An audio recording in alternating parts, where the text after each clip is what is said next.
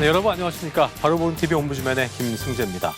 지난주에도 연합뉴스TV에서는 여야간 충돌이 벌어진 국회 예산안 정국과 함께 45년 만에 선포된 비상계엄 소식까지 다양한 뉴스들을 보도해드린 바 있는데요. 먼저 지난주 주요 뉴스부터 만나보시겠습니다.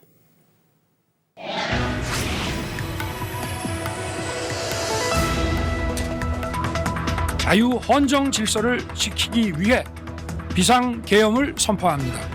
비상계엄 해제 요구 결의안은 가결되었음을 선포합니다.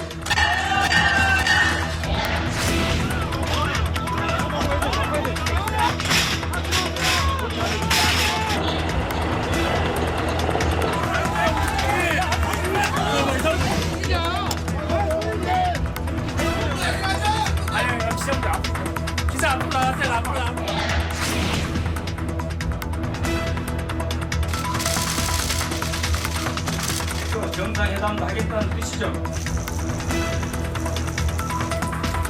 안보가 곧 경제입니다.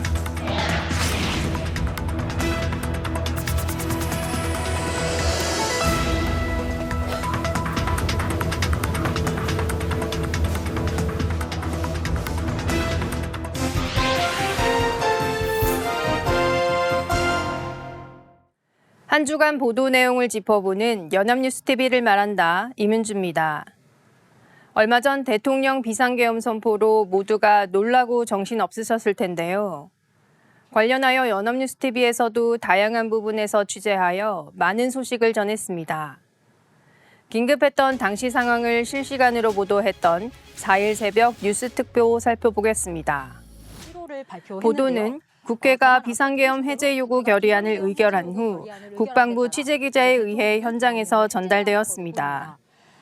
기자는 국회의 결의안에 따라 대통령이 계엄령을 해제해야 할 것으로 보이는 상황에서 국방부 청사에서는 별다른 동료가 없으나 용산 대통령실과 국방부 청사 일대에는 군과 경찰의 통제가 계속 진행 중이라고 전했습니다. 이어 전날 내려온 포고령 내용을 구체적으로 다시 한번 전했는데요. 계엄사는 이번 포고령이 자유대한민국 내부에 암약하고 있는 반국가 세력의 대한민국 체제 전복 위협으로부터 자유민주주의를 수호하고 국민의 안전을 지키기 위해서라고 밝혔습니다. 그러면서 반국가 세력 등 체제 전복 세력을 제외한 선량한 일반 국민들은 일상생활의 불편을 최소화할 수 있도록 조치한다고 전했습니다.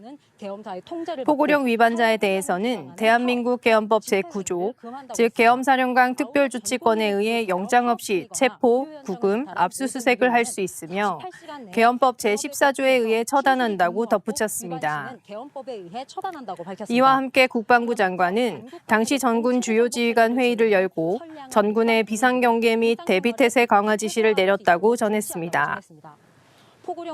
계엄 선포에 따라 각 군 주요 지휘자들과 당국자들은 위치로 복귀해 경계태세를 강화하고 상황을 살피고 있다고도 전했습니다. 군은 대대장급 이상 지휘관에게 비상대기를 지시하고 국방부 전 직원도 모두 청사로 출근했습니다.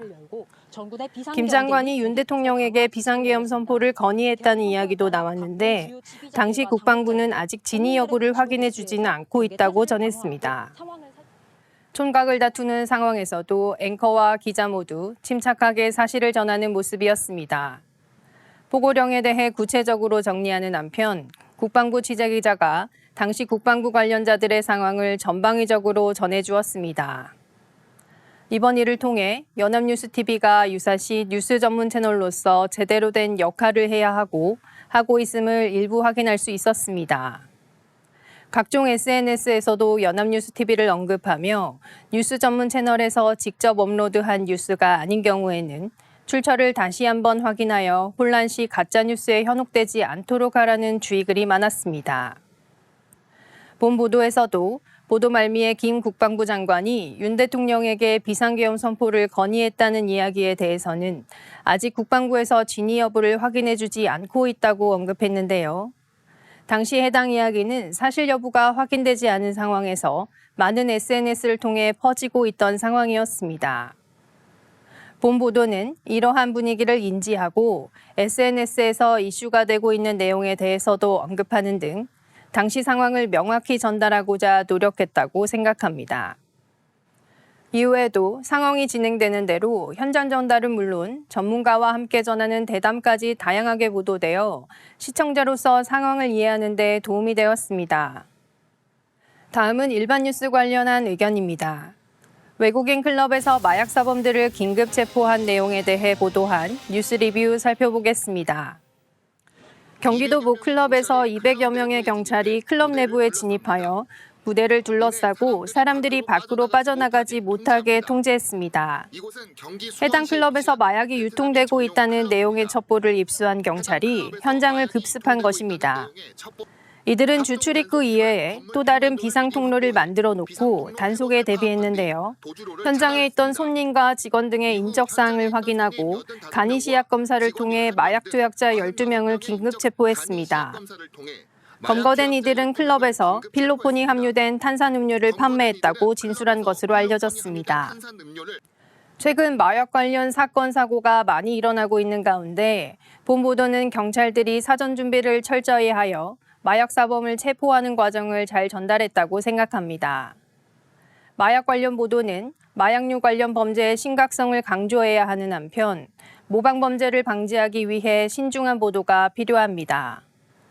본 보도는 한국기자협회나 식약처가 마련한 마약류 관련 보도 권고에서 크게 벗어나지 않으면서도 심각성과 체포 과정 등을 잘 전달했다고 생각합니다. 다만 제목에서 사용한 마약 파티는 향후에는 사용에 신중할 필요가 있어 보입니다. 파티라는 긍정적인 용어를 마약과 함께 사용하여 호기심을 유발할 수 있는 단어로 보입니다. 뿐만 아니라 앵커 멘트와 기자 리포트에 사용하지 않은 단어임에도 기사 제목에 사용하여 시청자들에게는 자극적인 보도로 느껴질 수 있어 아쉬움이 남습니다. 다음은 내년 예산안과 관련하여 경찰 특수활동비 삭감에 대해 보도한 뉴스 오늘 살펴보겠습니다. 국회 예산결산특별위원회에서 전액 삭감된 경찰 특수활동비는 31억 6천만 원입니다. 경찰 특수활동비는 사건 수사 중에서도 마약이나 성범죄 등 기밀이 필요한 위장 수사에 주로 활용됩니다. 특히 최근 급증하는 마약 사건 등을 수사하기 위해서는 첩보 수집이 무엇보다 중요한데 영수증을 비롯한 증빙 자료를 남기기 어렵기 때문입니다. 경찰 내부에서는 무슨 돈으로 수사하려는 것이냐는 볼멘 소리가 나오고 있습니다.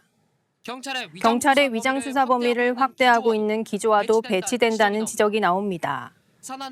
애초 경찰청 예산안에 반영됐던 특수활동비 31억 원도 최근 3년째 동결됐던 상황에서 특수활동비를 활용해야만 하는 수사의 범위를 더 넓혀놓은 국회가 오히려 수사를 못하게 발목을 잡고 있다는 지적이 나옵니다. 본 보도는 예산안에서 삭감된 경찰 특수활동비에 집중하여 전했습니다.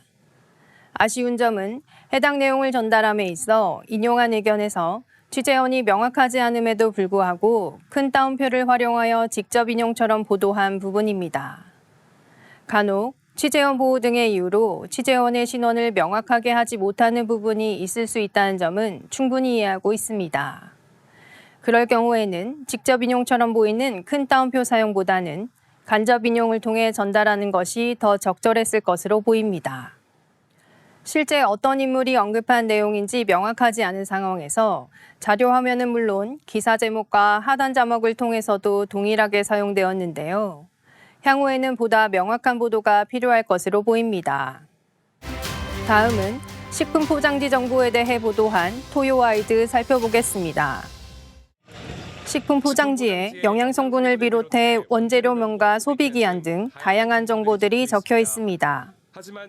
하지만 제한된 포장지 면적에 비해 많은 내용을 담아야 해 작은 글씨로 적혀 있는 경우가 많아 필요한 정보를 찾는 데 어려움을 겪기도 합니다. 이에 식품의약품안전처가 푸드 QR을 통해 쉽게 식품 정보를 확인할 수 있도록 마련했습니다. 푸드 QR을 휴대전화 카메라로 비추자 제품 안전 정보부터 조리법, 그리고 소비기한이 지났는지를 알려줍니다. 또 안전상의 문제가 있어 회수가 필요한 식품도 QR코드를 통해 곧바로 확인할 수 있습니다. 특히 고령자는 작은 글씨의 식품 정보를 크게 확대해 볼 수 있고 시청각 장애인을 위한 수어 영상과 점자 변환 서비스도 제공됩니다. 본 보도는 식품 포장지에 도입된 QR코드에 대해 전했는데요. 식품 관련 소비자 보호를 위해 포장지에 의무적으로 기재해야 하는 정보가 꽤 많습니다. 과거 많은 영역에서 소비자 보호를 위해 마련한 정책이지만 불편함도 존재했습니다. 기자는 이와 관련하여 불편을 겪었던 부분에 대해서 명확히 지적하며 도입된 QR코드의 배경에 대해 설명했습니다. 현재 포장지를 예시로 보여주고 QR코드를 통해 정보를 확인하는 모습까지 보여주어 전달력을 높였습니다. QR코드의 장점도 요약해 정리하여 실생활에서의 활용도를 높였다고 생각합니다. 다음은 청년 노동 인구에 대해 보도한 뉴스 리뷰 살펴보겠습니다. 쉬었음 인구는 비경제활동 인구 가운데 병이나 장애가 없지만 막연히 쉬고 싶어 일도 구직 활동도 하지 않는 사람들을 뜻합니다.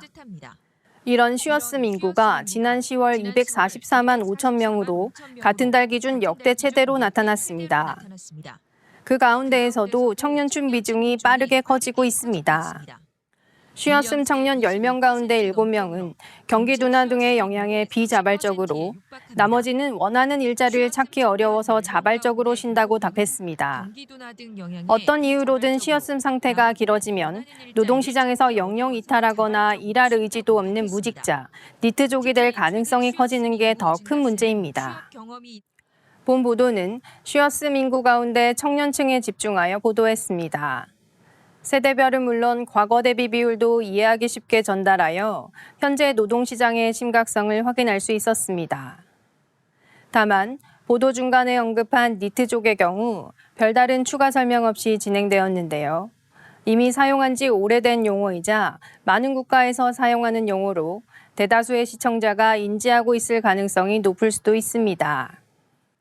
그러나 해당 용어는 영어 단어일 뿐 아니라 영어 줄임말로서 추가 설명의 필요성이 있습니다. 향후 비슷한 경우 보도 리포트의 흐름을 방해하지 않도록 자막으로 제공되어도 좋을 것 같습니다.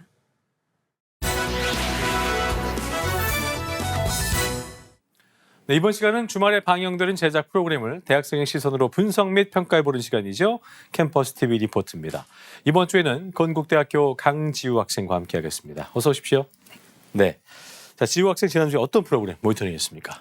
네, 저는 매주 토요일에 방송되는 뉴스 프리즘을 모니터링했습니다. 지난 방송에서는 도널드 트럼프 미국 대통령 당선인이 가져온 가상화폐 시장의 과열과 그로 인해 발생하는 문제들에 대해 살펴보았습니다.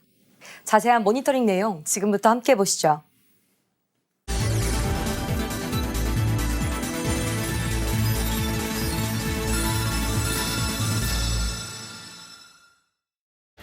방송은 가상화폐 비트코인의 과열 현상을 비추며 시작합니다.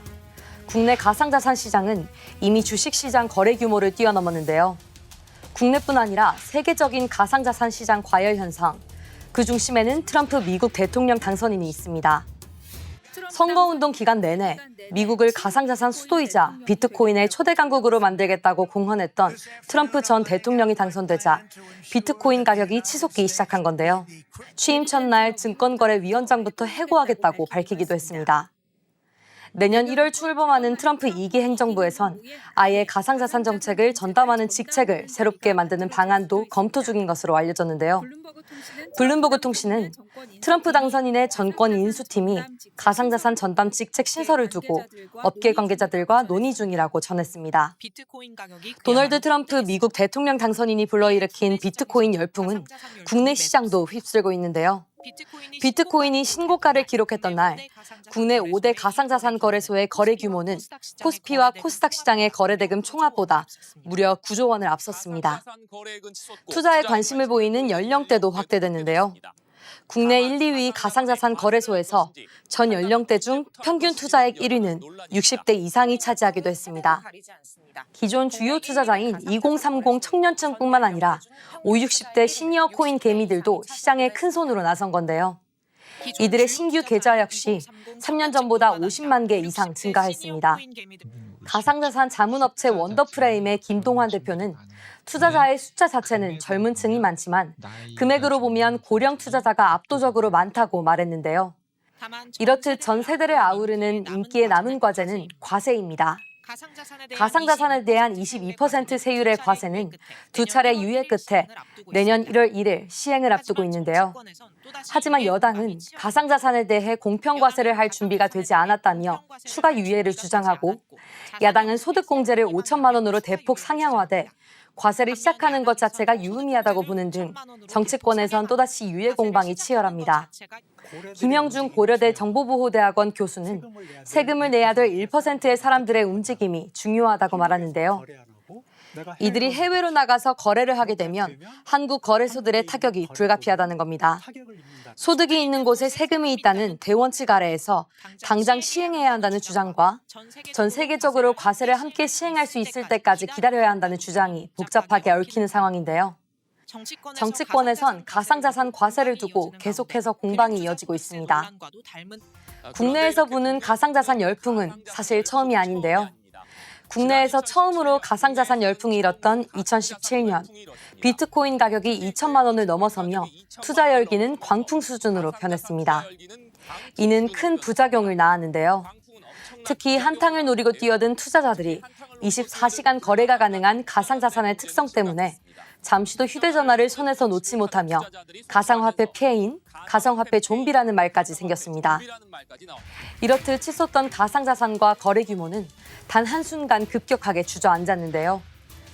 이듬해 1월, 박상기 법무부 장관이 신년 기자간담회도 중 가상화폐 거래가 투기 도박과 비슷한 양상으로 이루어지고 있다며 거래소 폐쇄까지 목표로 하고 있다는 초강경 대응 반응을 내놓은 것이 결정타였습니다. 이 발언 이후 비트코인 가격은 한 달 만에 4분의 1 수준까지 급락하며 시장도 투자자도 패닉에 빠졌는데요. 이후 롤러코스터를 타던 비트코인 시세가 다시 치솟으며 2021년 2차 가상자산 광풍이 국내에 불어닥쳤습니다. 2020년 8월 1천만 원대였던 비트코인 가격은 2021년 11월 8천만 원을 돌파했는데요. 코로나19 대응 과정에서 시중에 돈이 많이 풀렸지만 주식시장이 부진해지며 가상화폐 시장이 대안으로 떠올랐기 때문입니다.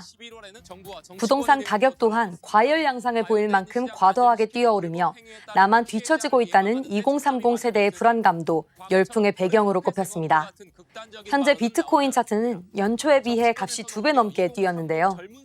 계속되는 투자 열풍에 따라 가상자산에 투자하지 않으면 나만 뒤처지는 것 아니냐는 이른바 포모 현상도 나타나고 있습니다. 최근 구독자 62만 명의 유튜버가 고수익을 미끼로 15,000여 명으로부터 3천억 원을 뜯어 구속되고, 가짜 코인 예치 사이트를 운영해 만여 명에게 5천억 원을 가로챈 일당이 검찰에 넘겨지는 등 투자자들의 불안 심리를 악용한 사기도 생겨나고 있는데요. 통계 자료에 따르면 지난해 코인 범죄는 257건으로 한 해 사이 2.5배 증가했습니다. 전문가들은 코인 투자 사기가 조직적이고 지능적으로 변화하고 있는 만큼 투자 시 각별한 주의를 기울여야 한다고 조언했습니다.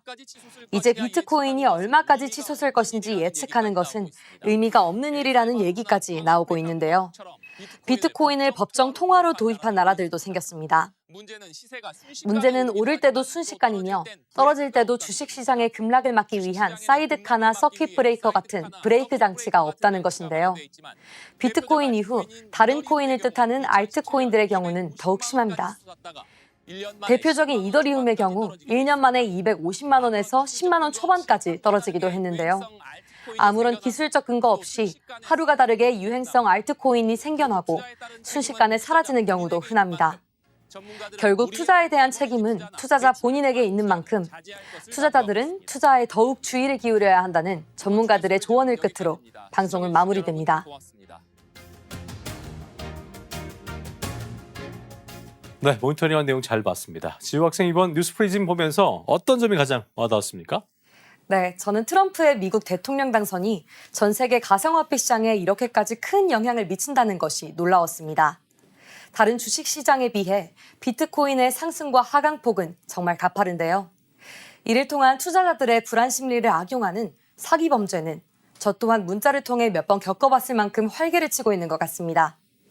시장이 불안정한 시기이니만큼 많은 분들이 이번 방송을 보시고 투자에 있어서 더욱 정확히 알아보고 주의를 기울여 많은 피해가 없었으면 좋겠다고 생각했습니다. 네, 공감할 수 있는 내용까지 잘 들어봤습니다. 지금까지 건국대학교 강지우 학생이었습니다. 고맙습니다. 감사합니다.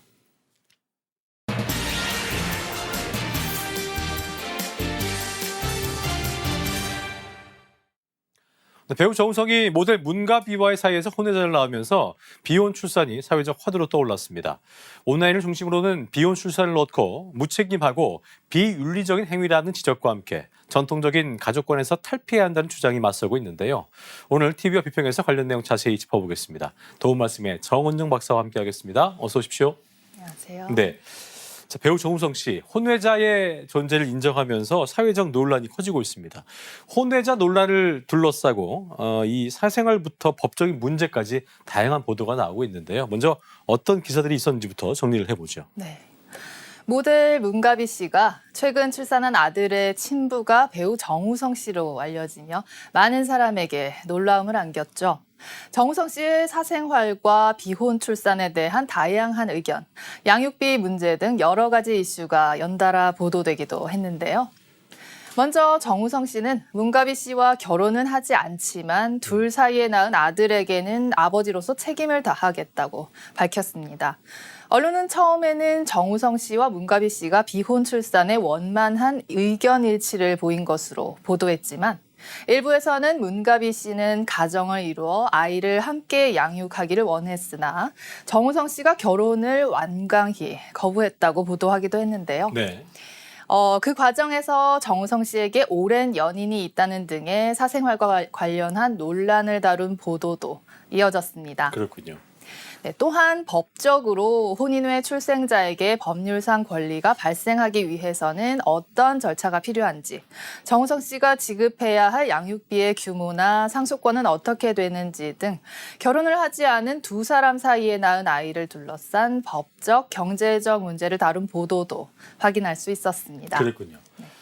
아이는 책임지지만 결혼하지 않겠다. 굉장히 아이러니한 표현입니다. 아이를 책임을 진다는 것이 결혼을 해야지 책임질 수 있는 것인데 돈으로만 아이를 키울 수 있는 게 아니기 때문에 이에 대한 뜨거운 갑론을박이 이어지고 있는 것 같습니다. 이번 일로 촉발된 사회적 논의에 대해서 언론들 어떻게 내용을 전하고 있습니까? 네. 우리 사회는 전통적으로 결혼이라는 제도를 중시하는 편이기 때문에 결혼하지 않은 채로 아이를 낳아 기른다는 것을 자연스럽게 받아들이지 못하는 면이 있습니다. 예. 하지만 최근에는 출산율이 매우 낮고 결혼이 반드시 필요한 것은 아니라는 인식 또한 점점 커지고 있어 비혼 출산에 관한 의견 역시 분분합니다. 서울신문은 아이는 책임지지만 결혼은 하지 않겠다는 정우성 씨의 입장에 관한 여러 가지 의견을 전했습니다. 비혼 출산이 가정을 꾸리지 않고 양육비만 내겠다는 것이 아니냐는 의견과 출산과 결혼은 별개이며 결혼을 하지 않더라도 아버지로서의 책임을 다하겠다는 것이 책임 있는 태도라는 의견이 맞서고 있다는 것인데요. 예. 최근에 달라지는 인식을 지적하며 세계적인 축구 스타 호날두나 영국의 배우 휴 그랜트 등의 비혼 출산 사례 또한 언급했습니다. 그랬군요. 국민일보는 아버지로서의 책임을 어떻게 질 것이며 어디까지로 봐야 할 것인지 부모로서의 역할을 두고 펼쳐진 보다 다양한 논쟁을 다뤘는데요. 결혼하지 않은 상태에서 경제적 지원 외에 아버지로서의 어떤 책임을 다할 수 있는지에 대한 비판적인 시각과 혼인 후에 출생이 늘어나는 현실에서 가족 형태 다양화나 양육 책임자인 부모의 역할에 대해 진지한 논의를 할 때라는 전문가의 의견도 전하고 있습니다. 해외에서는 비교적 보편적인 공동 양육의 개념을 소개하며 국내에서도 비혼 출산뿐 아니라 이혼 가정 등 여러 가족 형태를 포용하고 아이의 건강한 성장을 위한 일관된 양육 환경을 중심에 두어야 한다는 의견도 접할 수 있었습니다. 그렇군요. 한국 사회 이른바 이 혼외자 논란이 뜨거운 감자가 된 것을 놓고 외신들도 주목을 하고 있는 모습인데 외신들은 이 문제를 어떻게 좀 바라보고 있습니까? 네. 대표적으로 영국의 공영방송 BBC는 이번 사안이 한국에서 비전통적인 가족 구조에 대한 전국적 논쟁을 불러일으켰다고 보도했습니다. 유명 배우의 비혼 출산이 혼외 출생이 금기시되는 한국에서 거센 반발을 불러일으키고 있으며 그가 바르고 깨끗한 이미지를 보여준 배우였기 때문에 한국의 온라인 여론이 더욱 비판적이라고 전했습니다. 네. 그러면서 연예인들이 과도하게 높은 도덕적 기준을 요구받는 한국 사회의 분위기와 연예계의 강도 높은 압박을 지적하기도 했는데요.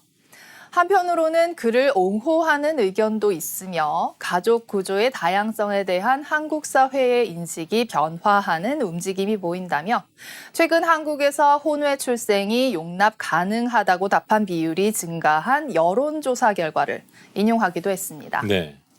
다만 일부 국내 언론에서는 영국의 혼외 출생률이 49%인데 비해 한국은 4.7%인 점을 비교하며 사회적, 문화적 분위기가 다르다는 점을 고려하지 않고 자신들의 관점으로 보도하는 경향을 보인다며 BBC의 보도를 비판하기도 했습니다.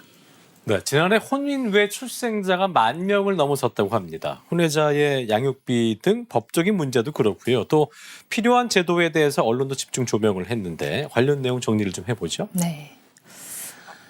결혼이나 출산에 대한 인식의 변화와 혼인 외 출생자의 증가 추세 등 이미 사회의 여러 부분에서 변화가 시작된 상황에서 유명인의 혼외자 이슈가 관련 제도에 관한 논의에 본격적으로 불을 지피게 됐는데요. 한국경제는 연대관계 등록제, 등록 동거혼, 동반가정 등록제 등 정치권이 제시한 다양한 비혼 가족 정책을 소개했습니다. 먼저 연대관계 등록제는 사전에 연대관계인 혹은 보호인으로 등록하면 미성년 자녀가 있는 한부모 가정이나 1인 가구의 수술, 장례 등에 가족을 대신해 동의해 줄 수 있도록 하는 제도입니다. 나경원 의원이 입법을 추진하겠다고 밝힌 등록 동거혼은 1999년 프랑스에 도입돼 저출산 극복에 큰 도움이 된 정책입니다. 그렇군요. 혼인이 법률혼이라면 등록 동거혼은 계약으로 계약 해지로 종료할 수 있지만 위자료나 재산 분할이 없고 법률혼과 똑같은 각종 세제 혜택이 있어 결혼 제도에 대한 부담을 줄여줄 수 있고 비혼 출산 아이를 보호할 수 있는 제도이기도 하다고 전했습니다. 마지막으로 동반가정 등록제는 자녀를 출산한 동거인에게 부모로서 법적 지위를 인정하는 등의 내용을 포함한 제도로 경상북도에서 국회 입법을 요청할 예정이라고 보도했습니다. 이 밖에도 여러 언론에서 변호사 등 전문가의 입을 빌려 미혼 양육자의 양육비 청구를 위한 절차, 양육비 이행법, 양육비 산정 기준표, 면접 교섭권 등을 자세하게 보도하고 있었습니다. 그랬군요. 자, 비혼 출산이라는 것이 이제 아직 우리에게는 낯설긴 합니다만 인식이 달라지고 있기 때문에 사회적 논의와 제도 마련 등에 있어서 언론의 역할이 무엇보다 중요해 보입니다. 끝으로 한 말씀 듣고 마무리 하겠습니다. 네.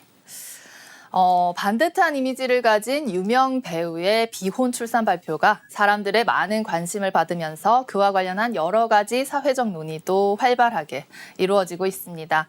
우리 사회는 이미 젊은 층을 중심으로 결혼과 출산에 관한 인식이 상당 부분 변화했고 개인의 삶을 중시하는 가치관이 확산하고 있죠. 저출생으로 인한 위기의식 또한 공유하고 있습니다. 이처럼 변화한 사회 분위기를 반영하는 건설적인 사회적 논의가 필요한 시점이었기에 해당 이슈가 더욱 두드러진 면도 있지 않나 생각해 봅니다. 그런 점에서 출발은 유명 배우의 사생활이었지만 이것이 가십거리에 그치지 않고 다양한 사회 구성원을 포용할 수 있는 제도에 관한 의미 있는 논의로 이어질 수 있도록 하는 것이 언론의 역할이며 이번 이슈에서는 어느 정도 그 역할을 하고 있다고 판단됩니다. 언론 보도를 통해 비혼 출산을 둘러싼 여러 가지 시각을 접할 수 있었다는 점에서 우리 사회의 변화 분위기를 느낄 수 있었고 다양한 가족 형태가 사회에서 합당한 인정을 받을 수 있도록 고민하는 목소리도 들을 수 있었습니다. 가족이나 결혼, 출산, 양육, 그리고 개인의 선택의 자유까지 모두 존중받을 수 있는 사회 환경을 조성할 수 있도록 노력하는 것 또한 앞으로 언론에 기대하는 역할입니다. 네, 언론이 기억할 내용까지 정은정 박사와 함께했습니다. 오늘 말씀 고맙습니다. 저희 옴부즈맨 제작팀은 여러분들의 다양하고 소중한 의견들을 기다리고 있습니다. 방송을 보시고 느낀 소감을 연합뉴스TV 홈페이지 내 시청자 게시판이나 SNS로 보내주시면 됩니다. 저희는 다음 주 시간 다시 인사드리죠. 여러분 고맙습니다.